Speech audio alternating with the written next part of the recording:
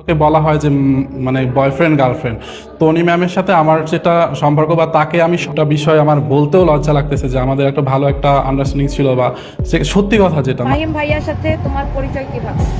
বাবা, ফাহিম আমার এখানে চাকরি করে, এভাবে পরিচয়, চাকরি করতে আসছে বরিশাল থেকে আসো ভাই, তোমার পরিচয়টা বলো। বাংলাদেশের most popular most viral business woman Rubayet Fatema Tani, যাকে নিয়ে সারা বছরই চর্চা চলে। আগে সর্বদা তাকে নিয়ে ব্যঙ্গস্বরূপ করত তার বয়সজ্যেষ্ঠ স্বামীকে নিয়ে, তবে তিনি গত হয়ে যাওয়ার পর আবারও নতুন গুঞ্জনে নাম লিখিয়েছে রুবায়েত ফতেমা তনি।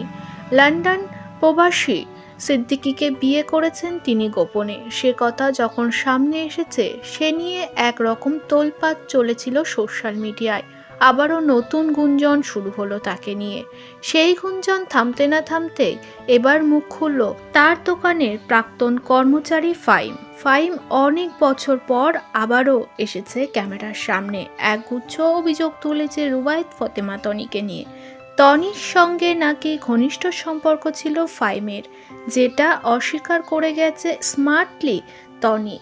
ফাহিম জানায়, সিদ্দিকীর সঙ্গে যখন তনি বিয়ে করেনি তার আগে আমার সঙ্গে গার্লফ্রেন্ড বয়ফ্রেন্ডের সম্পর্ক ছিল তনির, যে কথাটা সোশ্যাল মিডিয়ায় পুরোপুরি চেপে দিয়েছে তনি, এবং যেই বিষয়গুলি নিয়ে ঝগড়া হয়েছিল সিদ্দিকী ও তনির মধ্যে, তার জন্যই তাকে দোকান থেকে বার করে দেয় তনি। এটাই ছিল মেন কারণ।